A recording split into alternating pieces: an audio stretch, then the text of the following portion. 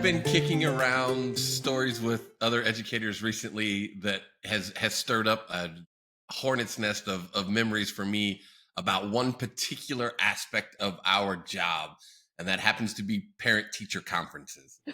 Uh-huh. Yeah. Any memorable ones of those? I always tell everybody, don't ask me a story because I'll tell you. And it was my first year at this school. And I went from a real small school I graduated with 20 people in my high school class. Okay. So then I went and I taught at a school that most graduating classes were around 60 or 70. And then I end up at the school where graduating classes are like 700 kids. So I was trying really hard to be conscious about names and whatever. And it just so happened at the beginning of the year, I had two kids named Michael. There was Michael H and Michael D. And I'm not sure how it happened, but Michael H was the best, like teacher pleaser, on time every day, get all of his stuff out. He'd always have a pencil. He was the kid giving pencils to the kids who never had pencils. We all know that kid. Michael D, on the other hand, rarely showed up, often was making poor choices in and out of school that were getting him in trouble. And for some reason, the first day of class, those two, because we had them listed on the seating charts, because I team taught. So my co-teacher, he always, the first, like, I don't know, 2 or 3 weeks, he'd put them in alphabetical order. Those two boys switched. So I had Michael D and Michael H in my brain mixed around. So Michael H's parents come to parent teacher conferences and, they're used to this and they sit down. What happened that Michael D had gotten kicked out of class that day because he made some poor choices in using adjectives to describe some classmates that were less than school appropriate. And he was refusing to leave the classroom. It was a whole thing at that time. We did something called Boys Town Social Skills. So the question was, can you make it to the office yourself or you need some help? And he opted that he needed some assistance. And so principal had to come up and get him out of the classroom, which was a whole thing. So this Michael H's kid stood across the table and they're like, so how's he doing? And I'm looking at him going, did you not get a call today? Like, what? I can't believe you're here. Like, what? And so we're sitting there and I said, we kind of had a rough day. And, I said, we can come back on Monday because at that time, parent teacher conferences, we didn't have school the rest of the week. This was like a Tuesday night and the kids didn't have school Wednesday, Thursday, or Friday. So I wouldn't see the kids till Monday. And his mom, her eyes are like saucers because I was like, I get it. He was frustrated. There's been a lot going on. I know there was some suspension talk, and she is like, "What? What are you? What are you talking about?" And the dad, I can just see his face, like the neck is just getting red, and I'm thinking, "Oh my God, I should shut up. This kid's gonna get beat when he gets home." Like. And she goes, he said what? And I said, why don't you go talk to the principal, whatever. She goes, oh, we will. And they got up and left. And I just felt bad because I was like, I can't believe they didn't call the home, because usually when a kid gets removed, there's a phone call, there's a whole process. So I went about parent teacher conferences, didn't think too much about it, but I felt really bad. Like all night I kept going, oh, I feel kind of bad for that kid. But at the same time, not so much because he was kind of one of those kids that we talk about that it's like, yeah, whatever happens. End of the night, the principal comes up to me, one of the assistant principals. He's like, did you ever talk to Michael H's parents before they left? And in that moment, when he said that, I went, those were Michael H's parents. And he looked at me and he goes, well, yeah, dad was pretty upset. He goes, they left. He goes, I told him you'd call him back. And I went, I got the wrong kid. He goes, did you think, because that principal had both kids. And I went, yeah. He goes, I couldn't figure out what they were so mad about. He goes, they come up to me and it's this whole thing. So the worst thing was this, like, that wasn't bad enough. I am trying to find the kid's phone number so I can call home and apologize before the weekend. I got home. It was late. I tried to call. I left a message. Nobody called. Well, then I had conferences on Wednesday and then I was leaving town I was going out of town, actually taking the day off because we were meeting some friends for a little mini vacay. I wasn't back in town until Monday. That poor kid walks in. He had been grounded all weekend. His parents had taken his car away and he just came in. He goes, I can't believe you did me dirty like that. And I go, what are you? I go, I'm so sorry. I've been trying to call. He goes, will you please call my mom? I still to this day am not sure if those parents truly believe that I just messed up or if their kid just convinced me to call him. I felt terrible. That poor kid was grounded all weekend. It was a long weekend. He couldn't go out. I felt terrible. And ever since then, like every year after that, I was like, okay, tell me tell me about your child. Like I was always just very sure, but oh, that poor kid. I can only imagine what, these parents whose this kid had only ever had great reports. And I'm sitting here telling their kid got kicked out of class and was using profanity. And they're like, but my angel baby would never do that. And they were right. He would not. But yeah. I have been dubbed by my colleagues as Captain Kleenex. Okay. From the very beginning of my educational career all the way up until this past year. New school, new setting, new everything. If it's parent-teacher conferences, I have to have Kleenex because I don't know what it is about this punum, but specifically, women feel like they need to share with me. Information you don't need to know. Oh, just off the top of my head. I had a lady that I'm talking to her and she gets very emotional. I said, it seems like your son has a lack of a positive male influence in his life. Oh yeah, that makes sense. Cause his dad's in jail. Well, that's his stepdad, but his dad's in jail too. They're both, so he doesn't have anybody at home right now because they're both in jail. And to be honest with you, when he was born, like I used to do a lot of drugs and I was kind of promiscuous. So we're not exactly sure who the father is. Yep. I'm going, yep. Teacher, not a counselor. I'm not not ready for this stuff. Yep. Please stop telling me. She's boo-hooing and crying. And oh my God. Then I had another one say something to the effect of, well, ever since I hit menopause, and she just starts going, I'm like, why? TMI. Why do I need to know this? I don't care. I don't care. I don't want to know. Yep. It came down to everybody, if you're in a situation with parent-teacher conferences where everybody goes to the gym, everybody wheels their wheelie chair down there with all their stuff, right? Oh, yeah. I'll get to mine and there'll be like 4 boxes of Kleenex on there from my colleagues. They're like, we're just getting you ready. Because sarcasm is alive and well between teaching staff. Oh, I would clown you hard. I would totally, if I knew, I would totally have done that. Yep. Mm-hmm. Okay. Out of the classroom. Somebody 2 days ago, I go to a Casey's. I walk up and the lady behind the counter says, how you doing? And I'm like, I'm great. How are you? You know how you do, right? And she goes, not good. They found a blood clot and it's not showing up in my leg. It's in my chest. And now I'm like, whoa. I just want my Powerade. Did I just get my candy bar? I feel bad for you that you have nobody to talk to, but why is it me? Why is it always me? I always talk about this with teachers too. That reminds me of not only does that happen, but the opposite is true. Like if I'm out in public and I see kids misbehaving or doing something, I'm like, hey, what are you guys doing? And my husband's like, what are you doing? Stop. Those are not your children, especially if it's like high school kids for some reason. Cause I'll just look at them and go, what are you guys doing? And most of the time, cause I still have my teacher voice, my kids will assure everyone of that. If you just go, hey, okay. And my husband's like, you gotta stop. You're gonna get us in trouble. And I was like, I don't know. I still feel like I gotta call people on their behavior out in public and they need somebody to maybe just rein them in a little bit. Their mom's not around. So. You know my wife. For those of you that don't know my wife, we are yin and yang. I am extrovert to the nth degree and she's very, very introverted. So we'll go someplace like we'll go to a grocery store and we'll get to the register and the lady will say, or guy, whatever, will say, did you find everything okay? If I say, actually, no, you can just watch my wife melt. Just humiliated. Please don't talk to them. Oh, God, Here we go. Yep. Oh my gosh. I remember when we first moved to town, there was still a mall here that had like interior, like an old school shopping mall. And that mall had these like sunken pits, they call them. And it was like conversation areas, very 70s style. And when I first started teaching in this community, there was a pretty big gang thing that was going on. I learned a lot about that. And, I was a special ed teacher who worked with a lot of at-risk and everyone called them the naughty kids.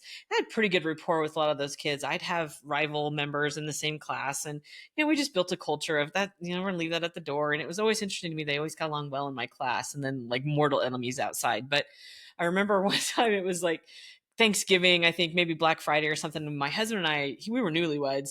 We're walking around the mall, and I see a bunch of my students in one of those pits, and they're not doing anything bad, but they're, wearing their colors and pushing each other around and roughhousing, but nothing violent. And I happen to notice a couple of pearl clutchers one front, and they're holding their purses, and they're, walking away, and you can just tell they're terrified to walk by these kids in the mall. And I march up, and my husband is like, "What are you doing?" And I go, "Hey." And I call them by name. They're like, "What?" I go, "You are making these old ladies grab their purses because they think you are going to start a gang war right here in the mall. Knock it off. It's Christmas.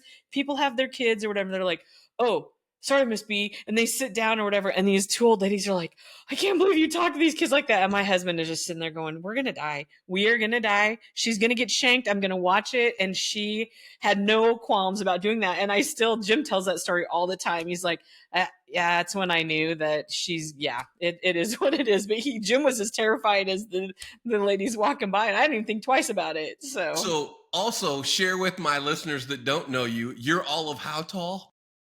5'2" And a quarter. Yeah. So to And I watch was you doing, walk I up was to doing high one of school these, "Hey, kids. you knock it off," because this kid's like 6'2" and skinny. I'm like, "We don't do this in here." He's like, "I'm sorry, I'm sorry." He sits down. Oh man, my husband was like, "We are gonna die in the mall. We're gonna die in the mall." And I didn't even think twice about it, because part of it was I hated the image, that I wanted to kind of help with that. And it's something we talked about before, but yeah, I'll never forget. I was like, "Hey, you knock it out." I'm looking right up at him. "We don't act like that in public. You know better than that. These poor ladies think you're in there just like, so sorry, so sorry." And they sit down, and Jim is just going, "We're going to die. We are going to die. And it's your fault." So it happens all the time. I still do it, but yeah. Have you ever had a kid that just astonished you on the you were talking about the FedEx kid. Have you ever had any other kids that have astonished you by the impact you had and how then you saw them later on in life or anything like that? Who, you want to feel a good story? This will make me Sure, cry. I'll sure. try and cry. I'm not a crier. You know me. I'm not a crier, but um so I had a kid. He was a ninth grader, and he came to class every day wearing the same outfit. It was a Dallas Cowboys jersey, jeans, shoes that had seen better days. And I was still kind of young and naive about poverty and some of the things. And he wasn't always very clean. The hair was pretty greasy, and he was kind of a loner. Kids kind of stayed away from him, I think, more than anything, because he kind of smelled bad, honestly. I mean, whatever. And through a lot of series of events, we found out that he had been living by himself with a younger sibling who was a middle schooler, and that middle school wasn't very far from the high school that we taught at. And those kids walked from Clear, the south side of town, the main street on the south side of town. There's a trailer park over there. They walked from that trailer park to where our high school was. And you think about that, it's what, probably 5-6 miles, I'd say, It's probably. a good It's a six distance. miles. And they never missed a day of school. Well, what happened was the little sister had gotten sent to the nurse because she had head lice. And every teacher now is doing this. So I hate to say that, and we're all like, ugh. But so then we got a call up at the high school, and I get a call from the counselor. She said, "Hey, do you have this gentleman in your class?" And I said, "Yeah, he's here." She says, "Can you bring him down?" She goes, "I need you to walk him down." And I'm like, "Oh, what's going on?" So they were trying to get a hold. Long story short, they found out those two kids had been living by themselves for a couple months. Mom had bailed, and they were scared because they didn't want to get separated. So he was making sure that they came to school every day because they could get fed. They got breakfast, they got lunch, and then they would take stuff and eat for supper that night. Actually, And pretty resilient kid. very resilient, amazing kid. And after I heard that story, I'm getting goosebumps now just thinking about it. I had a whole different perspective of what I thought maybe this was going on with this kid. So it was one of the good stories. There was a foster family that I had worked with several times here in town, and they agreed to take both siblings in, took him in, and that kid's life just turned around. Like, I remember he came back after Christmas, and he had a different Cowboys jersey because he'd gotten it for Christmas, and he had new shoes. He'd showered, he'd gotten a haircut. His confidence was just going through the roof, and all of a sudden his grades started getting better, and he started working hard, and he graduated. And that young man joined the Marines. He decided that was the way he was going to go. He also, I remember I had conversations with him because he was in my work readiness class. So we talked about what you want to do when you grow up and stuff. And we had lots of conversations. And he said, I need to get a job that I can always make sure my sister's okay. He said, I want to make sure I remember him at 18 going, hopefully I can make sure that I can pay for her health insurance. So she's got insurance. Like he was thinking about that. And I thought that was so weird. So he joined the Marines and, he graduated, he left, and you lose touch, especially with the kids who go in the military because they don't just come back. Well, that time we had a fast forward to the fall. Our school used to be not very far from a veterans home. And we had a principal who was a veteran himself. And we started doing this Vets Day parade where all the kids from our high school, all 1,200 kids, we would do a little parade and the band would play and the cheerleaders would go and all the kids in the homerooms would go and we'd parade around the grounds at the vets home and they'd bring the vets out and like set them outside or on the porch and stuff and they'd wave. And it was actually pretty powerful, looking back on it, like, wow, that was something pretty special. And I'm standing there and I have my homeroom and one of my kids goes, hey, miss, some dude's looking for you. And I went, oh, okay, who? I don't know. I think he's a cop or something. And I was like, oh, okay. So I walk a little bit further. I'm kind of making sure kids are, doing what they're supposed to do. And another kid goes, hey, there's some soldier dude looking for you. And I said, I don't know what you're talking about. And they go, no, there's some soldier dude looking for you. He's been looking, asking for everybody. Where's Mrs. B? Where's Mrs. B? So I'm like, okay. And something happened and I was helping another teacher. And pretty soon I get that tap on my shoulder and I turn around and I'm in the like chest of a kid and I did this and it was full dress Marine and it is that kid and he picked me up and he gave me the best hug I've ever had in my life and he said, I can't thank you enough. He said, you saved my life, B. And I went, me? I said, look at you. And he grew too. I don't know. A lot of people don't know this, but high school boys have a huge growth spurt between 10th and 11th grade. There's a huge difference. But then also, I've had so many kids that'll graduate from high school, boys, and they'll grow 6 inches their freshman year of college. This kid, that happened. And he got buff because, he's in the Marines. He was back on leave and he had just gotten back. And he goes, yeah, my mom's here, was his foster mom. She wants to talk to you. And she came up to me and she had tears in her eyes. And she said, we just picked him up from the airport. And he said, you got to take me to the Vets Parade. I want to see Mrs. B. She goes, we haven't even been home yet. We came here so we could see you. That's amazing. Yeah.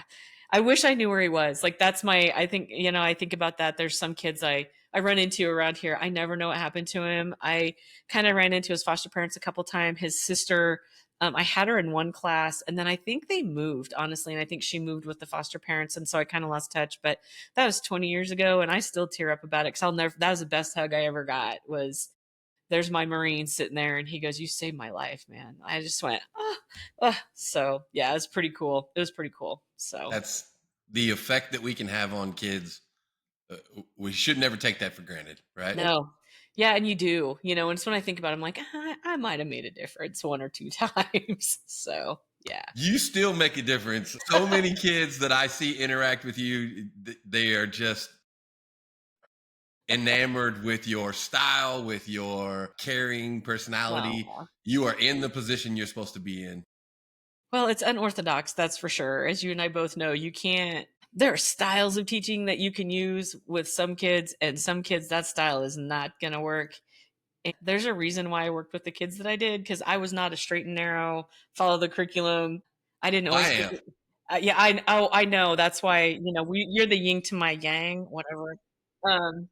Yeah, and it upset some coworkers at times. They were like, "Oh, I can't believe you don't kick a kid out for saying that or whatever." And I had one teacher tell me one time, is an older teacher, veteran teacher. Actually, you and I both know her, and I know that you also did not have great coworker experiences with her.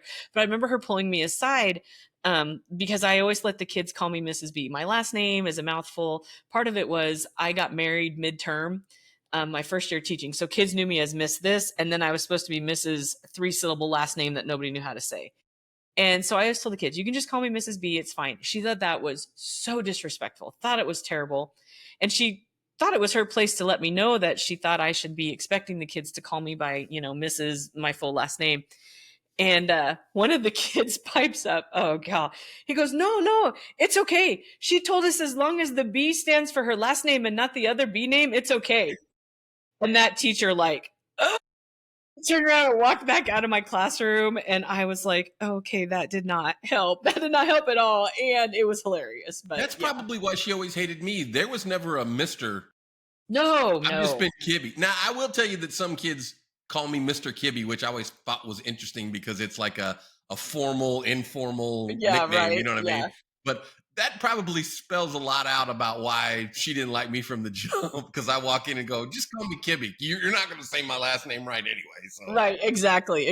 And yeah, and that's actually exactly word for word I told the kids. I would just put Mrs. B on the board, like here's my name, and I would say as long as the B stands for Brisenhand and not the other B word, you can call me B, you can call me Mrs. B, you can call me Brit. I don't care, but just can't be that other B word. And they all knew. And they're high school kids. They thought it was hilarious. It built connection right away. That's my style. And whoo, she did not agree with that style in any way, shape, or form. So yeah. Yeah. well, Mrs. B, aka Briz, thank you Yeah, so much for chilling out with me today. It was for a lot sure. of fun. I know Yeah. we have more in our Oh, sleeve or up there's our so sleeve. many. Yeah. Yes, so many. So for sure. I'm I'll glad give you you a invited me. break It's for been a a minute. while and then we'll have to jump back on here and do this again. Yeah, you should, because I have a PG-13 story that's hilarious. I'll share with you sometime. So yeah, it's pretty good. So We'll talk to you soon. thanks, Gibbs. See ya.